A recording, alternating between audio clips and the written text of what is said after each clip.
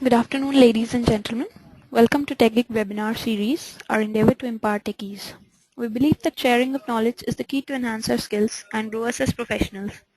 With this principle in mind, we have initiated a series of webinars conducted by industry experts to give you all a crisp insight of various domains. The topic of today's session is HTML5 Security. Our guest speaker today is Mr. Abhinav Chaurasia, Information Security Analyst at PayPal India Private Limited. Abhinav is relatively new to information security. In his current role as an information security analyst, he is responsible for phishing site takedowns. He did his master's in computer applications. As part of his curriculum, he researched HTML5 security and designing of a two-pass assembler. Abhinav's article on social engineering, The Line That Matters, was published in Hacker 9 magazine. He is currently working on developing a vulnerability scanner for Drupal. He has had the opportunity to give some technical talks in Null. He's always interested in learning new technologies and their implementation to make life easier. Abhinav enjoys poking around stuff to understand them inside out, and he likes solving problems through a programming approach. So without further delay, I introduce you all to our guest speaker. Over to you, Abhinav. Hi everyone. So before we get started with the session, a very quick question to all of you. So why exactly is security so important? We all know the technology, we all are good programmers, but then why is security after all so important? Well, the answer to that question would be because just developing something does not end the task. What is more important is to have a secure development, because end of the day when the product rolls out, you would never want the product to break down and affecting your customers in the most adverse of fashions possible. So that is why we have security in place. And given the different sorts of technologies that are coming up, HTML5 being one of them, which is going to soon be the leader in the world of World Wide Web, it will be very important to look into the security aspect of HTML5. And that is where I'll be talking about HTML5 security. So what exactly is HTML5? Why do we say HTML5 is at all needed? We already had the HTML, the very good HTML that we all used to design our web pages, and that was rendered by the browsers. Why HTML5 of all the things? The most important part of HTML5 to answer to this question would be the different sorts of features and APIs that are being introduced in HTML5.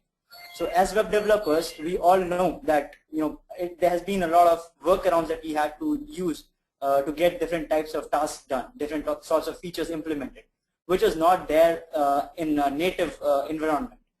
So HTML5 was the answer to all such sorts of headache when it came down to developers, to ease their task, to ease their everyday job, to help them develop very crisp applications overnight, and also with the same fluency that a desktop application would have. We have HTML5.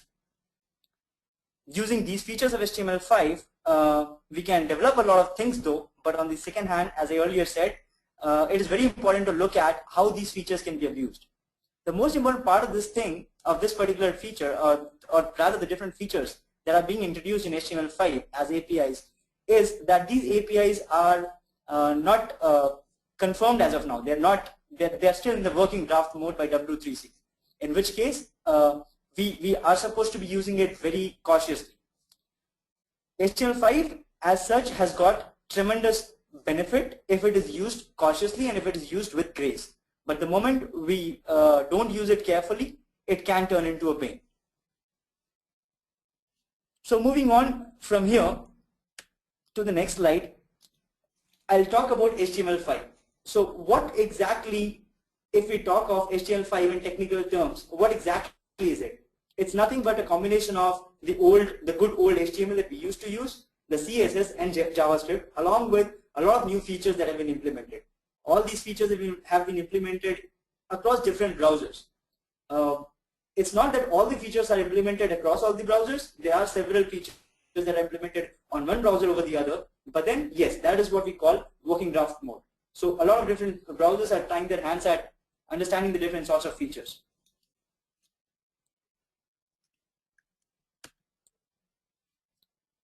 Well, as I mentioned already, HTML5 has always been developers' companion. it has got a lot of different features which will make the developer's life easier, as he'll be able to develop a lot of different sorts of applications. He'll be able to accelerate the pace of his innovation, because given these APIs and given the support that they are slowly getting in the different browser industry, different browsers are coming up and supporting these features, the developers can easily get on and use these features and implement them as their whims and fancies allow them, and make the best of the applications that can be there. At the same time, it also gives the end user the due freedom that has always been needed, and that is always that the end user has always lacked. So remember those good old days when you wanted to download a particular video from the internet, and or you rather visited a particular page that had a video, and you did not have the latest or most updated version of Flash Player on your browser. Say you were using IE6, Internet Explorer 6, and you just did not have the features, the capability in the browser to play the video that was there on the web page. So for all such sorts of problems, HTML5 is the answer, because just to give an example, HTML5 has got native video element for this particular case, which can be used by developers to have the videos there, and the browsers at the end, at the user end part of the equation, can use the browser's native video element, video feature to play the video. They don't really need to download the Adobe Flash Player. They don't need any additional video players to play a video on the web page. So this was one of the features that has been very helpful, and that was what I wanted to share to help understand the use of HTML5 and how it's made the life of end users more relaxed and more easy to go. Well, so how come HTML5 is able to support all of these different features? So you can see, if you can see in the slide here, there are different. There's an image of HTML5 in the middle, in the center of the slide, and you have different features all surrounded by it. So these different icons are actually the icons of the different features that are being supported by HTML5 specification, that are actually published in the HTML5 specification. Now it all depends on the browsers how they're going to implement these features into their native framework and allow it to be used by developers and end users at the same time. So you have the different sorts of features over here, like the local storage over here, and then you have the media elements, that is the video, as I said, and the audio as well. The local the section elements where you can just segment your entire web page into different sections. So all of these, you don't really need div elements anymore. You don't need all messed up documented structure. You can all use the new features that are there in HTML5. So moving on to the next slide from here. Well, so to give you a crisp idea, a summarized view of the different features that are there, this is a small image that I found on Wikipedia that gives you a summarized idea of what are the different features that are being supported by the different browsers across. So let's say web forms, for example. So web forms is again another feature implemented by HTML5, which is supported as of now only in Opera, and neither does Chrome nor Firefox nor IE. Neither of these three widely used browsers have still been able to implement or are still in the process of implementing the web forms. Similarly, if you go for Canvas, which is used for 2D or 3D pictures or images or paintings on your particular web page, the Canvas feature is implemented widely by Chrome, by Firefox, and by Opera, but not by Internet Explorer. And as you go down the list, you'll find different features that are there. So drag and drop, history, inline editing, messaging, caching, web database, video, audio, geolocation. Okay, well, so we have video over here. So video is supported as of now by Chrome. It is supported by Opera, but it is not yet supported by Firefox and by IE. So what that means is, if you are going to develop a particular web page which will be using the video element, you have to make sure that the target audience will be using the Chrome browser, or you'll have to again go with workarounds where you'll have to have fallbacks for your code, where if it is not supported by your browser, then you'll have other piece of code to render to that particular use case. So similarly, you have different sorts of these are different APIs that are being implemented in HTML5, and the different browsers that support them and to what extent. So moving on.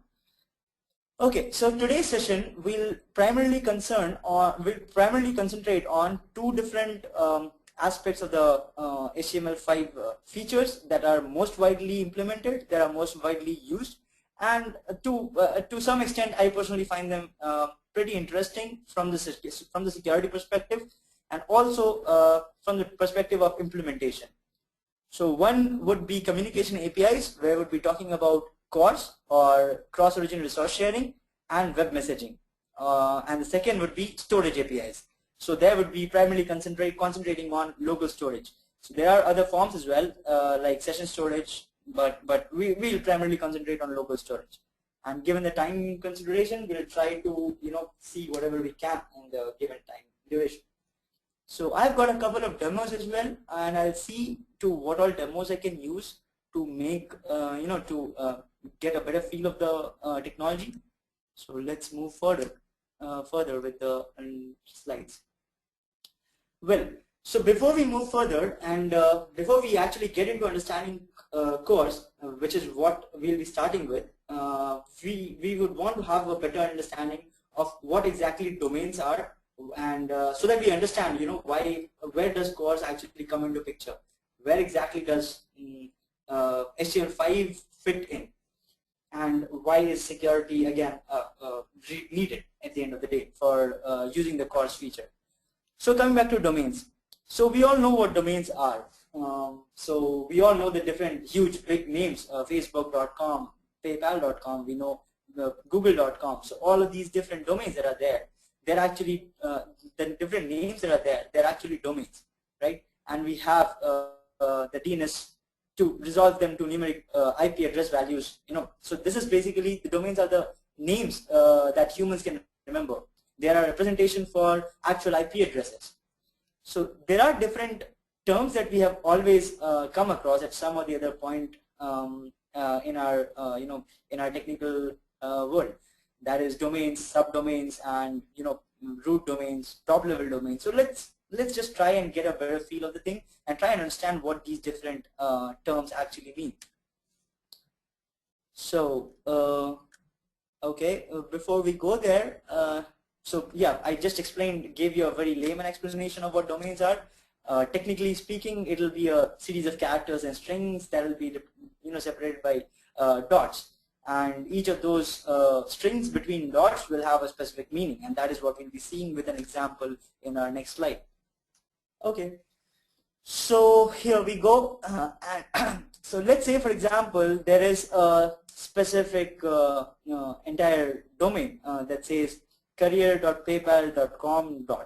So what exactly are the different parts of this? If we start dissecting this entire string, what are the different parts and what does it mean? So the right handmost dot that comes up, it is what we call as a root level domain, and the com, that is known as a top level domain. So in career.paypal.com the dot would be root level, the com will be top level domain. So that is where you see org, that is where you see com, that is where you see edu. So these are the different sorts of the top level domains, or that is what we call as the TLDs. And then we have the second level domain. So casually speaking, we do call PayPal as a domain name, but actually, technically speaking, PayPal is the second level domain in the entire domain name hierarchy. So paypal.com PayPal will be the second level domain. Anything that comes to the left of the dot before PayPal, that will be the subdomain. So that is where we see career.paypal.com, that is where we see marketing.paypal.com or anything of that sort. So that will be the subdomain part of the entire domain hierarchy. So that is what exactly a domain would look like, and that is how we understand the different parts of a particular domain string. So moving on to the next slide. Okay, now that we have discussed about the domains, let's get a little deeper into the subject and understand what same origin policy means. What is the same origin policy? What is it all about? And why is it important? Okay, so before even we start SOP, the same origin policy, let me give you an idea. Why do we need to understand SOP to understand CORS? After all, CORS in HTML5 is what we are dealing with. So same origin policy is a particular feature that you can call, which is being implemented in the different browsers, in the recent browsers, because if we go back to the age-old days when we had no security concern, nothing, then same origin policy was actually not there. But in the modern times, as we understand the importance of security, same origin policy has become one of the most important features that is almost implemented by almost all the major browsers. So what exactly is the same origin policy? To answer this, let me give you a very brief and very small example. So what happens is, if you have a particular script, let's say if you have a JavaScript, a page on a particular domain, let's say abc.com, and let's say there's another domain called say xyz.com, and on abc.com you have got some scripts which is trying to access the contents that are present on xyz.com, right? So this won't really be allowed because it will pose a security threat to the entire situation. And as we go beyond this, as we go further, and as I explain you sample scenarios, you'll be able to understand this better. So I'm just trying to give you an introduction to this. So yeah, so when a particular script on abc.com tries to access anything on the domain xyz.com, that won't really be allowed because of security concerns, as I said. And this feature of not being allowed is in place because the browser will be imposing the same origin policy onto the domain. So what it means is, any script or anything on a particular domain will have access only to the properties of that particular domain itself. Anything from one domain cannot really go to the other domain and access the properties from there. Well, this sounds a little confusing, so let's get on and understand it with an example. So let's say, for example, I am an attacker, hacker, and I want to get hold of your, let's say, your bank details, or let's say your Facebook account, or whatever, something that is sensitive, that is important to you. So I somehow lure you to click onto a particular, a particular link, which holds my my domain, which is say attackersite.com, and I somehow lure you into clicking onto that particular link. Once you click onto that link, on that particular link, I have a Facebook. I have Facebook in the iframe. Although Facebook cannot be iframe, there are certain measures to prevent a particular page or particular page on a particular domain from being iframe. We'll not get into that part, but yes, there are ways of doing that. But let's just assume for the sake of the explanation, let's say facebook.com, or let's say your bank, let's say hdfc.com. So HDFC can be iframe, and on my attackers page, that is attacker.com, I have iframed your particular bank's page, and I lure you to click onto my link. Now, if the scripts on my page will be having if they are allowed to access the contents of the iframe, wherein your bank details are being loaded, then I'll very easily have access to the things that your bank details, which is not allowed, which should not be allowed ideally, because if that is the case, you'll be losing everything. So that is where we talk of getting the same origin policy in place. That is where, even if this is the case, that I lure you into clicking onto my site, and if I have the iframe which has your bank your bank page open, and if I try accessing the iframe that has the different domain, the bank domain, loaded into it from my iframe, it won't be allowed. So that is what same origin policy does. I don't know if it is making a lot of sense. So let's move on to a demo for this, so that you get a better idea of the entire situation. So okay, so here we have got two different domains. One is domain2.com and one is domain1.com. All right. So it's a sample page wherein you see some text written, a sample web page. It could be your bank site or anything. So let's say let's just reload domain2.com, and inside domain2.com there is a text box over here which says you can enter your text over here. So you put in your secret text over here. Let's say I put in my secret text, and I say press on the OK button. So what the browser says is, the script on this page access the secret box and says it's secret. So this means the secret is secret was the string that I entered over here. And since the script is on domain2.com itself, the script was able to access the text box from this domain. and was able to access the value of the text box, and that is where it alerts this particular thing. So I enter some other string as well, and let's see, it does the same thing. So this is possible. This time I entered ABCD and it's being printed on the alert box. That is because for the same reason, because the same origin policy is in place here, and it is allowing the script on domain2.com to access the attributes and the elements on domain2.com, the web page on domain2.com. Now let's do it a little different. Let's go on to a different domain, that is domain1.com. Let's reload the domain1.com. Inside domain1.com, I've got an iframe in which I have loaded the content from domain2.com. So the iframe actually contains domain2.com. If we look and if we go ahead and inspect the element, we'll see the iframe src is here. So the iframe src is actually domain2.com, right? So we are trying to see the domain2.com over here.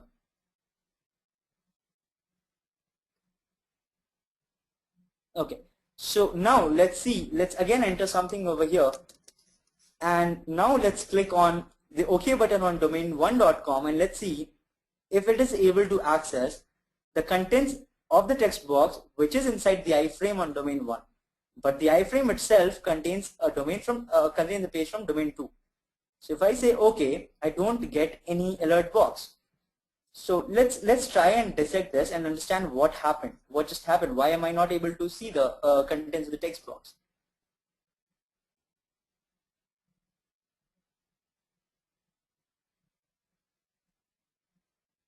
So if I go to the console of Google Chrome, I see it says an uncaught security error over here. So it says it blocked a frame with origin domain1.com from accessing the frame within origin localhost because the protocols don't match, because the domains don't match. As simple as that. So this is what the same origin policy is in place. If the same origin policy had not been in place, clicking on the OK button would have actually been able to display the contents of this text box. But only because it was in place, and because we are trying to access a particular element from a different domain, it is not allowed. So that is all about domains, and that is all about same origin policy. And why is it so important? So moving on to the next slide. Okay, now we move on to slowly getting into the CORS feature, the cross-origin resource sharing. So before that, we would have to, we need to understand what XHR is, which is XML HTTP request. Now we all know what XHR is, a little bit of a history on it. So it was basically designed by Microsoft. It was adopted by Mozilla, Apple, and Google. And in today's world, it is one of the things that we just can't deal without, because that is what is used for making the Ajax calls. That is what is used for a lot of to make the web experience smooth and easygoing. So XHR was already there. It is a particular API. In technical terms, it is an API which is implemented by the browsers, and which is also supported by the different scripting languages of the browsers. So let's say JavaScript has methods and classes and objects to have XHR in place, and that can be used to have a good web experience in place.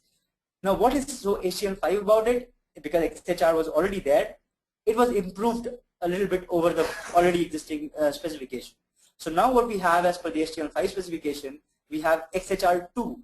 So that is what is known as the HTML5 counterpart of XML HTTP request. Now, why exactly is XHR2 required? Well, remember a while back we just talked about domains, and we talked about same origin policy. Well, that is not always the case. It's not always that we would want to restrict different domains from accessing each other. There are times when we have to give some sort of relaxation in this particular feature of same origin policy because it is what the business needs. Now, let's say, for example, there are two different subdomains. Let's say there is bangalore.hdfc.com, and then there is, let's say, chennai.hdfc.com. Now, let's say for some reason, for some business reason, these two subdomains would want to coordinate with each other, would want to talk to each other, would want to access each other's properties. In that case, if same origin policy is always in place, it will be very difficult to get what is required. That is a relaxation of same origin policy. There were workarounds earlier to do this. There were there were brainy stuff that was done to relax the same origin policy somehow or the other. But none of these approaches, none of these procedures were standardized. So it always depended on the requirement of the application. It depended on the browser being used. It depended on the developer who was taking an approach to it. And in the end of all, it always impacted the customer. It always impacted the end user, because whatever is the implementation that the developer does, it always has a direct impact on what the end user experiences. To avoid all of this hassle, what HTML5 came up with was XHR2. That is the answer of HTML5 to having a relaxation for same origin policy.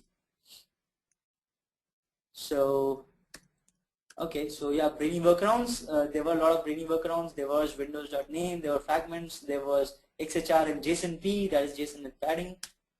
So these things were there, and when HTML5 came in, it came up with XHR2. Not just XHR2, but there was also cross-document messaging. That is what we call as web messaging, which would be the other part of the presentation. Both these features are actually used to relax the same origin policy. So if we go ahead and take a look into what exactly CORS is, or cross-origin resource sharing is, well,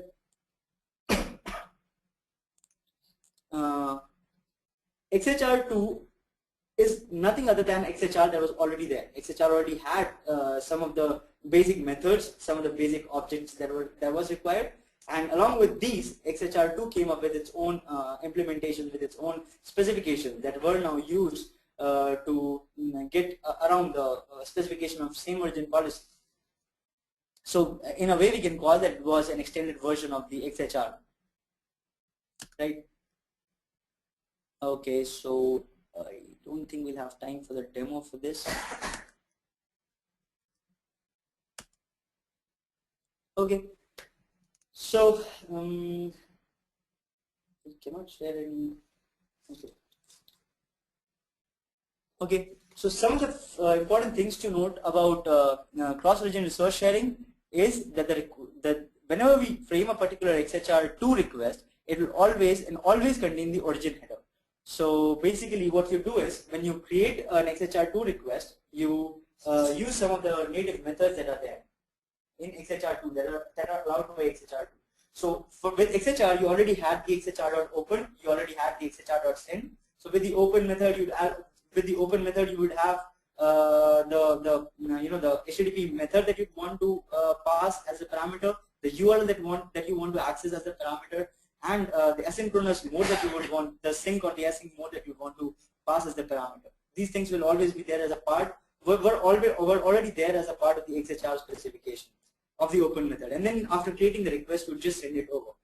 The same thing happens with XHR2 as well. The difference being you have some added features into the CORS feature. The difference being you have some of the added features into the CORS feature.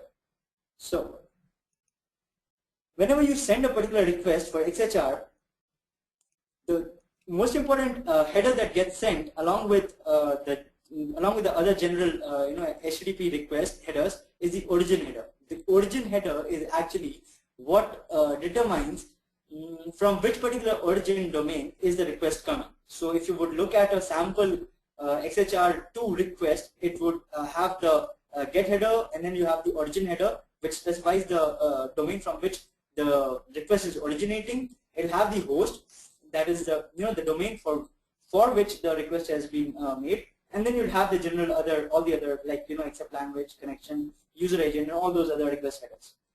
On the server side, on the other hand, when this particular request is to be handled, and if the server side wants to support the cross-origin the CORS2 feature, it will have to introduce an additional response header, so that it understands that it is also supporting XHR. So one of the most important response headers that the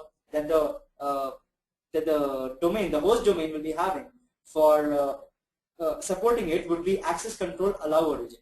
Now, as the name suggests, access control allow origin, what it says is for a particular domain is allowed to access a particular some other domain. Let's say, so in our example, when we are talking of domain1.com and domain2.com, now we saw that same origin policy was restricting the scripts on domain1.com to access domain2.com, or the characteristics of domain2.com, the elements on domain2.com. If at all domain2.com wants to support XHR2, what it will do is whenever there is a request, it will always have in its response headers, it will always have the header called access control allow origin, in which it will say domain1.com is allowed. So whenever a request comes from domain1.com for any of the features on domain2.com, it will be allowed because that has been allowed by the response headers of domain2.com. Now that is what happens when a particular domain would want to support XHR2, right? But then, and that is how you would use HTML5 to bypass the same origin policy. But then the most important part, so as you can see over here, yeah, I'm sorry, I didn't switch the slide. So yeah, here you see access control allow origin. So if I say api.bob.com, it means that I'm allowing api.bob.com to come and access my the properties of my domain, which could be alice.com. So that's how we allow it. And then there are other headers as well that say access control allow credentials, which is the case when we would want to use cookies and all of those authentication stuff. And then we have control expose headers. So whatever headers, whatever the part of the header that we would want to expose. So these are the different features that will be implemented by XHR2 response. Now, the security part of it, where does security kick into all of this? So the very obvious question that arises after seeing that same origin policy can be now bypassed in a very standard fashion is that what if any domain is allowed to access any domain? In that case, there is no question of security at all. Same origin policy has been bypassed, HTML5 has been introduced, and with XHR2, with cross-origin resource sharing in place, so everything seems like it's all going to be a security flaw, a huge security flaw in the specification itself. Well, that is not what the situation is. That's not what the case is, because it always again depends on how responsibly we are going to use these features. So let's say if instead of allowing access control allow origin, instead of mentioning a specific domain in this particular response header, if you mention a star over there, which means any domain is allowed to access the contents on my page. That could be the case for some of the situations, for some of the use cases where it is actually required, but then leaving a star over there just as a fault or without proper understanding of the entire application would be a huge mistake, because then any application would be able to understand any domain in the world would be able to access the contents on your domain, which would not really be recommended. Similarly, there are other there are other important features as well for these response headers that should be taken care of. For example, whatever scripts that are being allowed, there should always be a URL encoding for that, so that you should not be depending on you should not be solely depending on the response headers to take care of the security of it.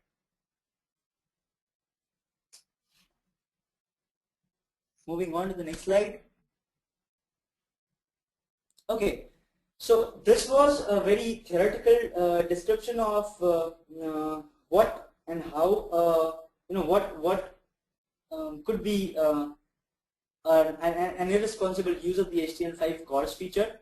But apart from this, if a real-world working scenario or real-world working tool is required to understand the impact of this particular thing, I would recommend the reverse web shell, which is used to, which if you use the reverse web shell, you can actually get hold of the entire user's session.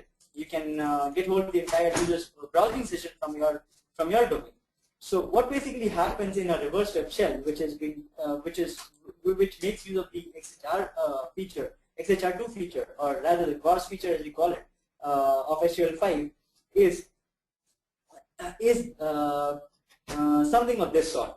So let's say, for example, on a particular domain, let's say, for example, on say domain1.com has got a certain vulnerability in it. Let's say it has got XSS vulnerability in it. So what XSS means is cross-site scripting. What exactly cross-site scripting is? You can enter something. You can enter your scripts in place of the normal inputs that should be going into the page, and whatever input you give, it is actually malicious. Let's say for example, on a particular page, you've got a search box, and you can search for different things on that particular page. And instead of pushing in simple strings as search terms, what you push in over there is, let's say, a script tag with some malicious script in it, with some script to, let's say, steal the user's cookies in. And what happens is, when you click on the go button after pushing it in the search box, this entire query goes to the web server, and in case there is no validation done on this particular input from the user, it simply gets reflected back from the web browser, from the web server onto the web browser, and it gets rendered by the web browser. Now, since the user had pushed in some sort of a script and not actually strings, this entire script gets reflected back and rendered, and it gets executed in the browser. Now, the script could be doing anything, as I mentioned. It could be even stealing your cookies. It could be stealing your session. It could be doing anything. So this is what an XSS would be. A classical reflected XSS would be. Cross-site scripting attack would look like. Now, if, for example, I have got an attacker site, let's say attackersite.com, and I happen to find a particular, let's say Facebook has got an XSS. Facebook actually does not have an XSS. Let's just say, for example, Facebook has got an XSS. You are already browsing some Facebook session, your Facebook session, and I happen to lure you to click onto my attacker's website on the link, that is attackersite.com. I send you the link, you click on the link. Now, when you click on the particular link, what happens is, I have my own script that is that forms of the URL that will be found when you try searching for something in Facebook. So if you're trying to search for, let's say, if you're trying to search for the string ABCD in the search box in Facebook, for example, and you click OK, you'll be getting an entire URL with the word ABCD over there. Now, when you come and visit, when I make you lure, and when I lure you to click onto my come on and visit my site, an entire URL with the script that I have placed will be placed as a search request from your Facebook page. So instead of ABCD, you'll be having the entire script that goes, and that script will be my script. Now, this script, it will have the capability to communicate back to attackersite.com. Although the script is being rendered and although it is being executed in context of Facebook.com, the script will still be able to contact and access attackersite.com because of the presence of on attackersite.com, I have implemented cross-origin resource sharing. Now, in such a way, in such a situation, in such a scenario, what would happen is a tunnel would be formed, a communication channel will be established between the script that is running on Facebook.com and the user being unaware of it, and my attacker site. So from my attackersite.com, I can send in commands over this communication channel to my script, which can get executed. It will actually be an entire HTTP tunnel. So whatever request the user will be making on behalf of his browser session, that will be captured by my script and will be sent over to my server, to my attackersite.com. So this is what would happen in the entire reverse web shell. And there's a beautiful tool that can give you a demo of this, that can explain you about the entire reverse web shell and abuse of the cross feature, the cross-origin resource sharing feature, if it is not implemented properly, and that particular tool is known as the shell of the future. And you can always go ahead and try out your hands at the shell of the future. So okay, before this also, this sort of an attack was possible using an XSS shell or an XSS proxy or all of these things. So what is so again HTML5 specific about it? Again, The most important part about HTML5 is making things standardized. So earlier there were workarounds, there were things to bypass different features, but there was no standards. Now, given the standards that HTML5 has, given the standard specification that is being implemented by the different browsers, it becomes a lot easier to abuse the functionality, as it also becomes easier to use it. So it always depends on the the mindset that developer has to make use of a responsible use of the features. So that is the particular tool that I was talking about. You can always go and refer back to the link provided, where you can actually get a hands-on demo experience on this particular tool, and you'd actually be able to control the entire browser session of the victim remotely from your browser. So that's the reason it will be known as, it's called a reverse web shell. So given, I already mentioned about one of the important features that you should always take care of, that is not allowing any domain to be able to access features on the other domain. And apart from this, there are a lot of other important features that you should be taking care of. So for example, you should always validate the URLs that are being passed to the XHR request.open method. So if you are passing any domain, if you're not even sure of the domain, and if you're passing it as into the open method, you're not really sure what that particular domain or that the page on that domain might just have an effect, as we saw in the case of reverse web shell. And then you should always take very special care on allowing access control allow credentials.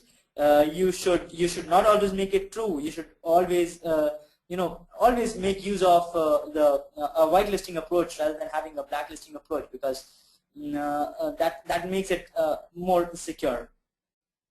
You should always allow only trusted domains in the access control allow origin header, as mentioned earlier. You should not always allow star or any domain that you think would be that could have any malicious stance. You should not really allow it in the access control allow origin header. And then you have a lot of other features that go along with CORS 2, CORS specification, the XHR2 specification. So to understand them, you'll have to understand the XHR, the different. So the scenario, the sample scenario that I just explained you, it makes use of a very simple use case of XHR2 and of course, where you don't really care about logon, you don't really care about authentication, or you don't care about cookies. But then XHR2 and CORS has got various other ways of having achieving these things as well. And as these features are in place, you also need to take care of their security aspects. Okay, so CORS or cross-origin resource sharing was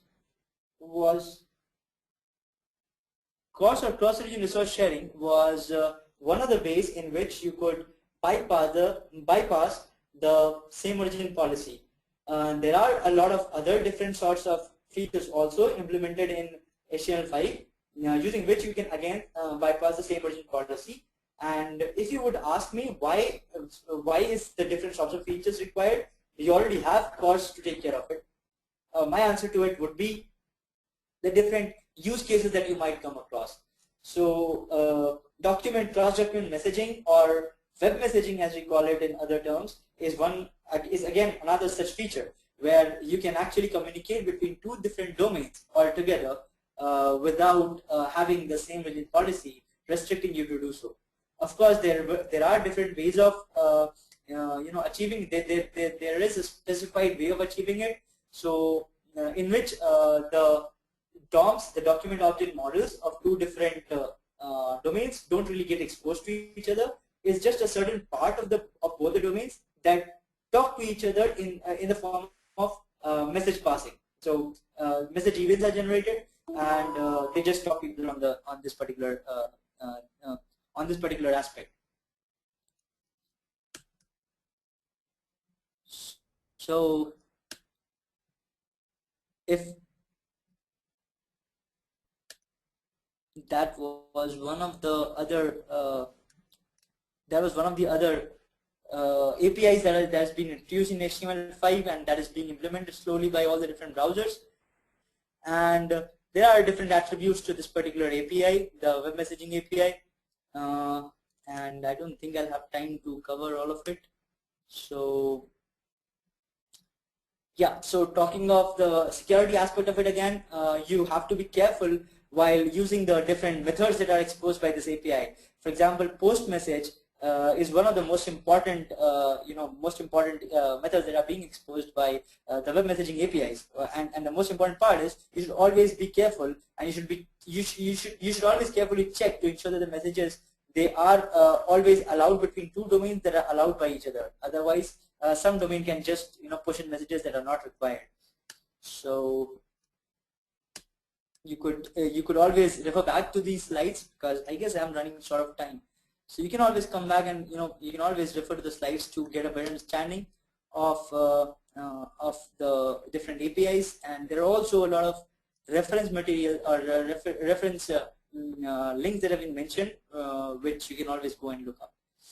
Okay, a very quick cover. I'll try to cover web storage as well, because since we already have an idea of XHR2 and bypassing the same region policy, let me talk a little bit about web storage, which is a altogether different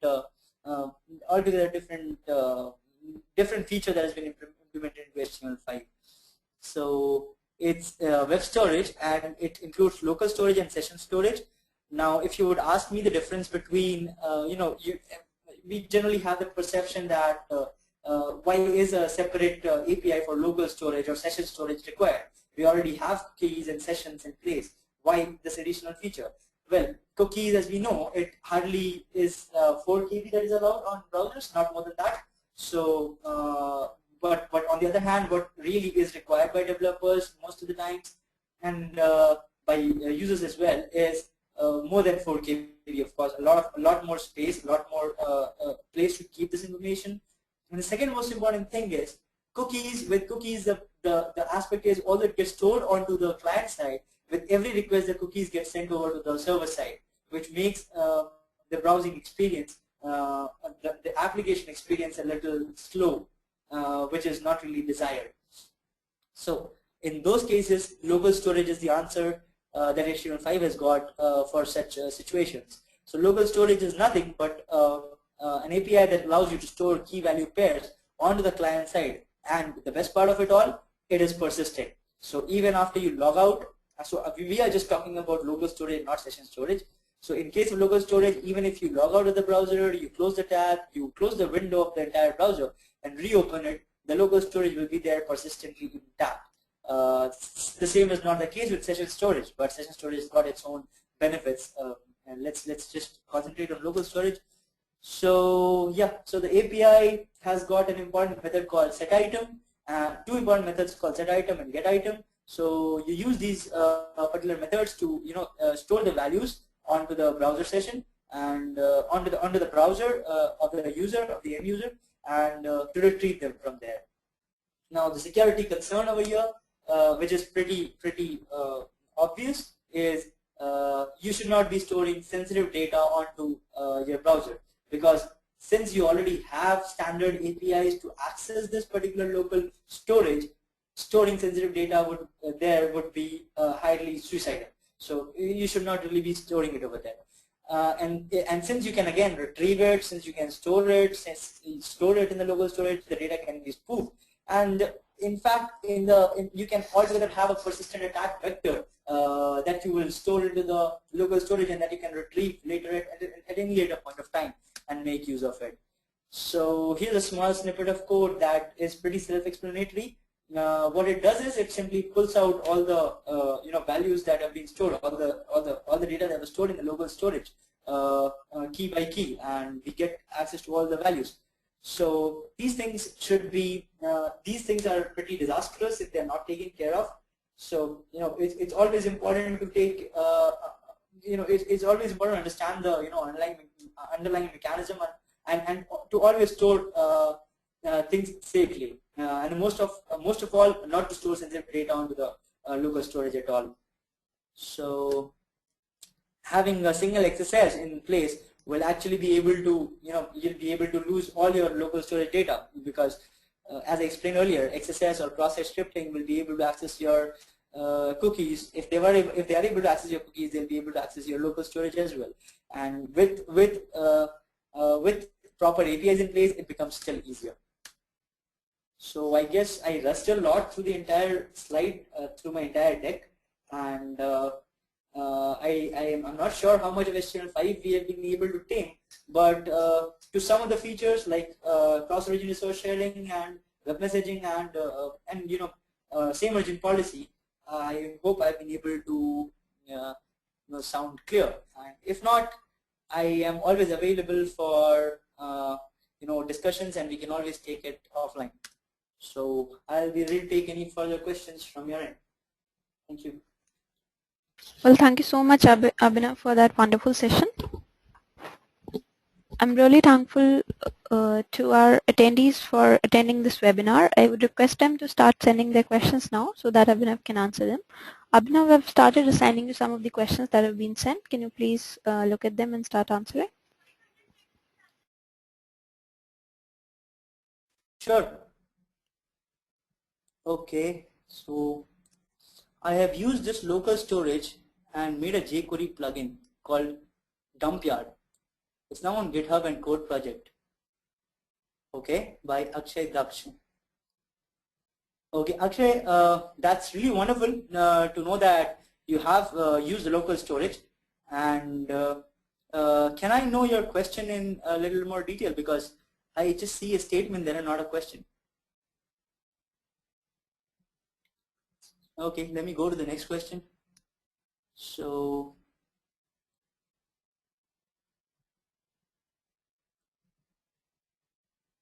okay, so Swapnil has asked, attacker can bypass browser security.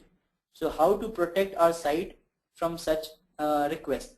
Well, Swapnil, to answer to that question, you see, that's what I was trying to explain, that these features are always there for helping and for the use, for making the life of a developer easy. Of course, attacker can bypass browser security. That is, it's not really bypassing. I won't really call it bypassing the browser security. The some of the features like same origin policy can be bypassed, but then the way you bypass it, that is the most important thing. The amount of access that you allow to someone else, the amount of the amount of things that you are allowing to the other person to do is always dependent on your hands. It depends how you are going to code into your application and how you're going to handle things. So if you allow any domain and every domain to bypass the same origin policy, I think that's where it should be rectified. And it always depends on how securely you are, having how much of security you are having in your development cycle and how much of it you are able to implement. So I guess that answers the question. So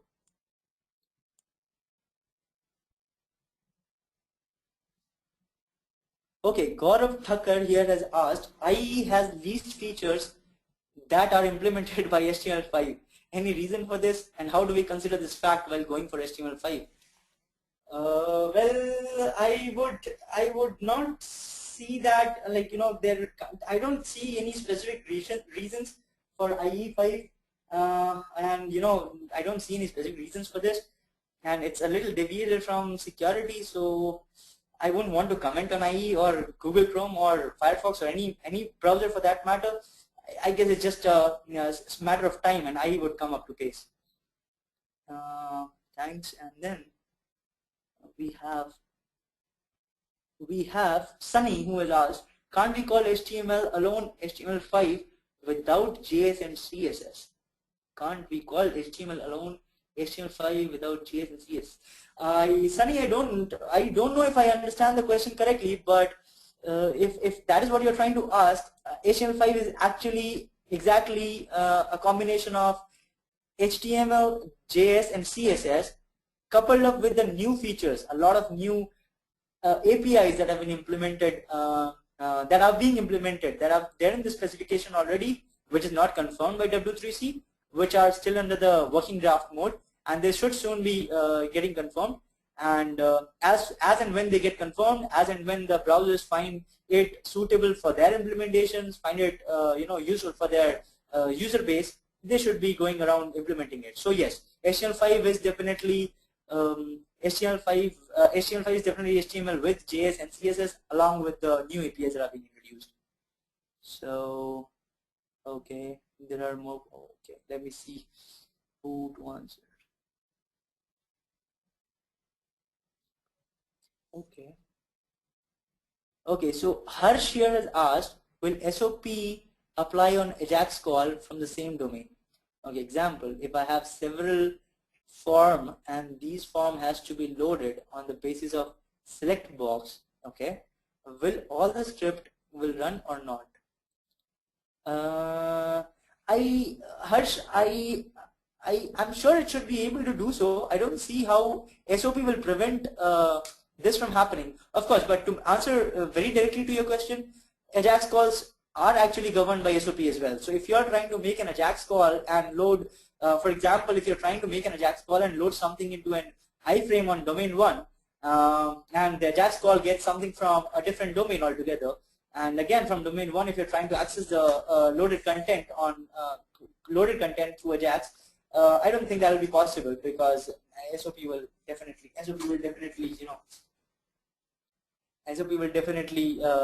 take its play its role, if I'm not mistaken.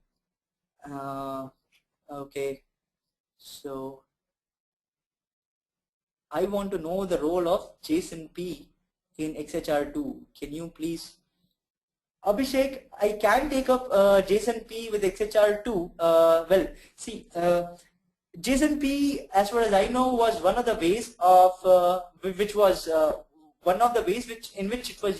used to bypass the same origin policy. So it was coupled with XHR, and with the padding, with the callback functions, we were able to achieve, we were able to bypass the same origin policy. And more than this, it'll take a little while to go through it. It'll take a lot of time to explain about it. But you can always, I'll have my ID shared, and we can always, catch up on it. We can discuss on it, and I hope it'll turn out to be a good discussion. So, okay, Neha Rathor has asked, while using apps on Facebook, a pop-up window appears warning you. So, are they all from attackers to steal your information? Well, Neha, to answer to that question, I'd say until unless you are really visiting every single domain that is being pinged to you by your friends on Facebook, without even looking at the domain or thinking what it could contain, it is probably from the attackers to steal your information. But then, whenever Facebook does pop up a message box or a window warning you of something, it actually means it. It is not just for the sake of clicking OK and still going ahead with it. So I'll still suggest to be a little skeptical about things, and that's how I would state it, being a security guy. Okay. Akshay, I have already answered. Okay, Rakesh has asked, is session storage prone to CSRF? Well, Rakesh, session storage, I won't say completely prone to CSRF, but yes, it might be, because after all, you might, like the way you access cookies, you might be able to access the session as well. I'm not sure of that answer though, and we'll have to think over it. I can get back to you later on this. Okay. Ganesh Kothe has here asked, what is the risk in HTML previous versions? Well, Ganesh, that's a wonderful question. HTML in the previous versions, look, as I mentioned already, HTML5 is nothing but an improved HTML. So you have a lot of new features that are already there. To give you a very simple and a layman example, let's say, for example, you have a particular, bike, and let's say you have a Hero Honda Splendor with you, right? It's 16 hours. A Honda Splendor with you. Now it has got a certain set of features, and if you try driving it over, say, 120 kilometers per hour, you are prone to accident, right? Now when you go and purchase a newer version of the vehicle, you go and purchase, let's say, Honda CBR 250cc vehicle.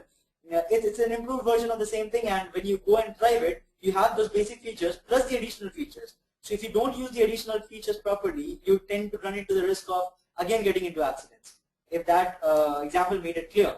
Otherwise, the previous versions of HTML and the new version of HTML all have all the same risks. Just that the newer version of HTML has added risk to it because you have added features to it. So abusing it becomes easier.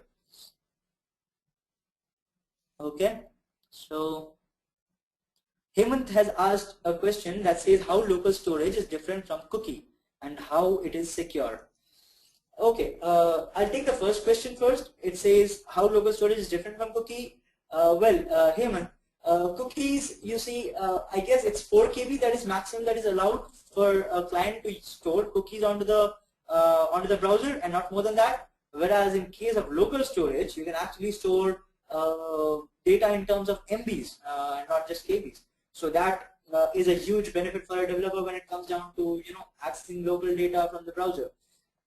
The second difference, and a very important difference between a cookie and a local storage, would be with a particular cookie, whenever you're making a particular HTTP request, the cookie would always follow the request. It will always be accompanied with the request. Whereas the same is not true with local storage. With local storage, you'll have to have your own, you'll have to fetch it manually using the APIs, the get and the get method of the API, and use it as you want.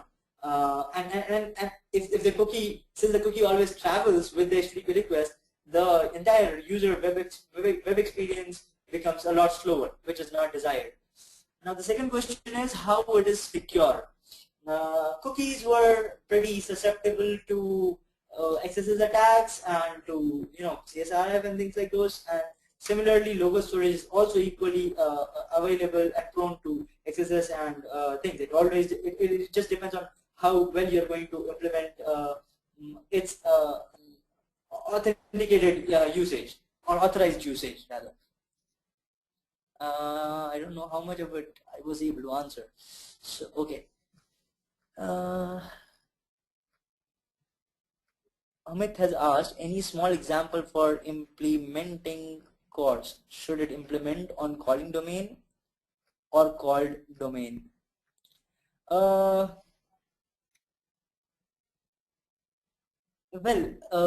Amit, see, when you're trying to implement it is always a two-way communication when you're talking of CORS, cross-region resource sharing. So if you're talking of the calling domain, the client-side script will be calling a particular feature on the server-side script, right? And on the server side, you'll have to allow a particular domain, the calling domain, to access the features in the call domain. So it's always a both-way process. Theoretically or verbally speaking, it will be a little difficult to make you understand this, but you should be able to find plenty of examples online for this. And if at all you're not, or in either case, you are most welcome. We can have this discussion, and we can take up small examples and understand the feature better, along with the security stuff of it. Can one app access the locally stored data of another app in browser? Sumit has asked, can one app access the locally stored data of another app in browser? I am not sure of this, Sumit. I'll have to check on it. I'll have to, I'll have to try it out. It shouldn't be allowed ideally, but let's see. I'll have to check it out.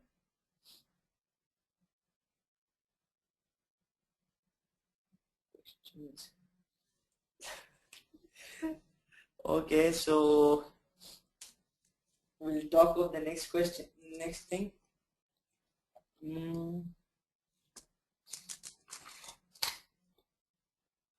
Is it possible to hide data using HTML5 tags? If yes, then how? Abhishek, I'm sure there must be some APIs that are using that would be capable of doing this, but I'm really not sure which exact feature would be able to achieve this. So I'll have to check on that, and if you get to know it, do let me know. It'll be a nice learning experience for me. So we have two ways of storing data locally, WebSQL and indexed DB. Which is best to use and what is the difference between the two? It's a little explanatory answer, and it's a little, you know, off the track. As far as security is concerned, I guess both will be equally useful and equally disastrous if not used properly. So both will be having their own use case scenarios. You can use WebSQL or you can use IndexedDB as well. But then it again depends on how well you are going to have its authorized use in place. What is the local storage scope? What would you prefer for a front-end developer like me creating HTML mockups? Well, Karthi, if you are talking of the scope of local storage, from a front-end developer perspective, or be it the back-end developer or any developer for that matter, it does not really make a difference, because end of the day it is going to be stored on your browser. It is local storage as it says, and at each and every part of the development cycle, it should be taken care of that limited and authorized access is allowed, or it should not. It does not matter, because in the front end, if the front end developer places things in place, and if it is not being taken care of by the back end developer, then it does not really serve the purpose.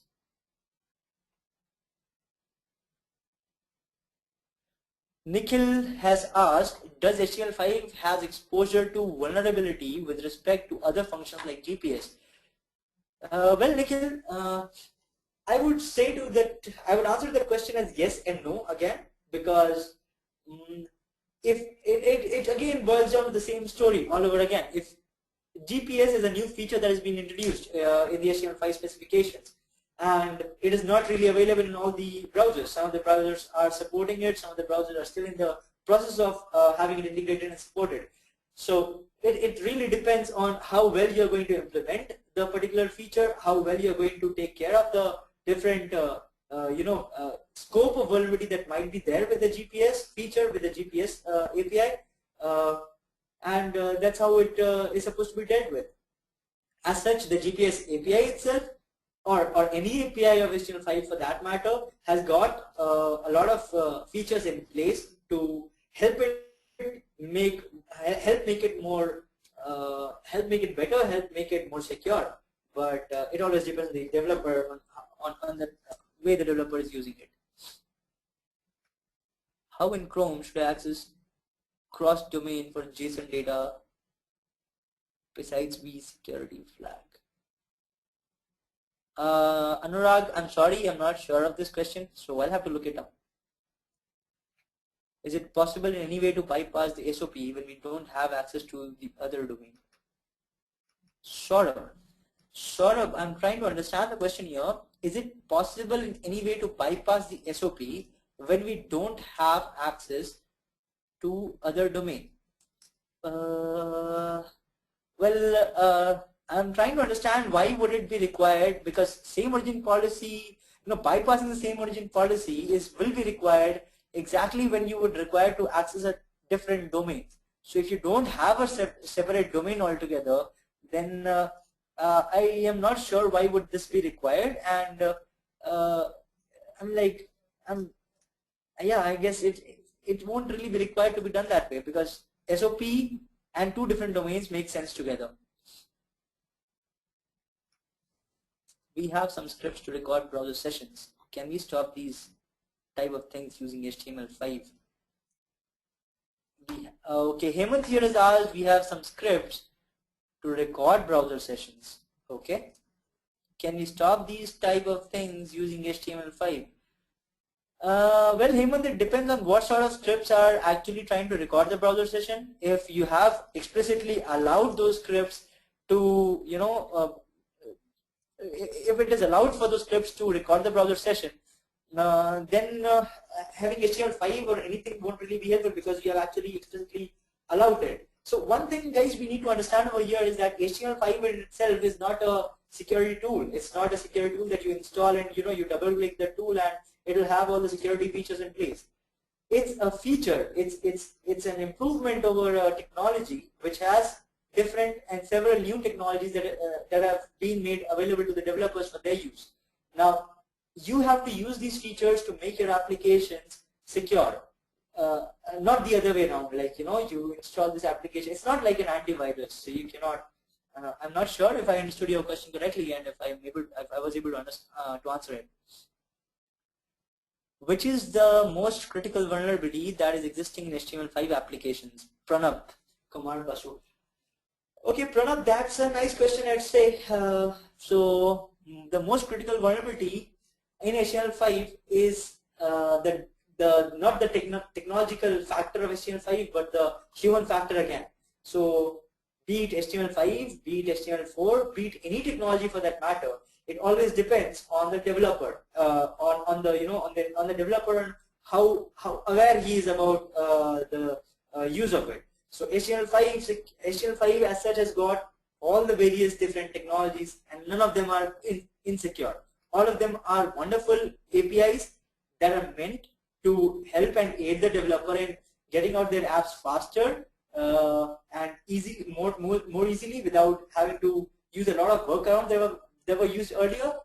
None of them are insecure, but yes, if the developer does not really take care of or is not really aware rather of the security implications, is not really aware of the ways the new features can be abused, then that really becomes, whatever feature it is, it becomes the the most critical vulnerability for the thing. So it always depends on the developer. Puneet has asked, HTML5 web application is latest and most of the security tools doesn't support this technology. Tell us the security tools available for penetration testing of HTML5 web application, open source as well as commercial tools. Well, Puneet, that's a nice question, I'll say. I'm not aware of any specific tools that are doing the HTML5 specific pen testing tools that would do this. But yes, you have the regular the Burp Suite, the proxies that are there, of course. You have ANWASP. You have all these tools that are used for the custom things that can be used for HTML5 as well. So yes, one thing that gives me a good hint from here is that we can always have better tools, that always implements the HTML5 specific features into HTML5 specific features into it.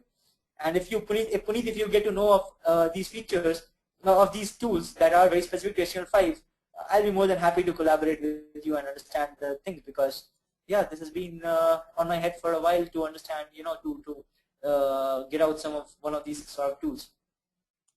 That was a nice question though. Yeah. So I am using JSONP for course. So my question is, what is the benefit of HTML5? Okay. So Nikunj, yes, JSONP was definitely used and is being widely used by cores for cross-region resource sharing. But I'll say that is more of a workaround and not through callback functions. But as I said, HTML5's main motive is to get things standardized. So as of now, when you're using JSONP for doing cross-origin resource sharing, it depends on what sort of application you are aiming at, what is the use case being given, and you have to get callback functions and all of those stuff in place. It's a brainy workaround, but HTML5 makes it a whole lot easier because you have standard APIs that you just have to use the APIs. It's always better to say ABCD dot XYZ and get the work done rather than coding out entire lines of code to achieve a particular task. Okay.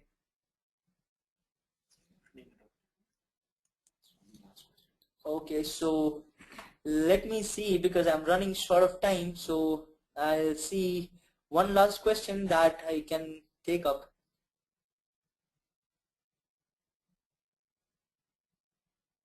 Okay, this looks like a good question. So I'll take it from saurabh.singh.org. It says, is it possible in any way to bypass the SOP when we don't have access to change the code on the other domain, which is also ours? Well, Saurabh, let me repeat the question once again. So it says, is it possible in any way to bypass the same origin policy when we don't have access to change the code on the other domain, which is also ours? Okay. Ideally, I'll say no, because until unless you allow from a different domain using one of these HTML5 techniques or one of these workarounds, I don't think it is possible to bypass the SOP, because most of the modern browsers have the SOP in place. Until unless I'm wrong, I don't think it is possible to do it, because if at all it were possible, it becomes a huge security threat. So I think that would be it. I'll take. I have a few more questions left, but I guess I'm running pretty short of time. So we can always take up the other questions whenever you would want to get in touch with me. And yeah, that's all from my end. Well, thank you so much, Abhinav, for answering all the questions. There were a lot more, but I think due to so short of time, we won't be able to take them up. I'm thankful to the audience for attending this session and making it a success. I would like to tell you all the recording of the session would be available on techgeek.com by tomorrow. Thank you all. Have a great evening. Thank you, everyone. Thanks for your time and patience, and I'll be more than happy to assist you offline. Thank you.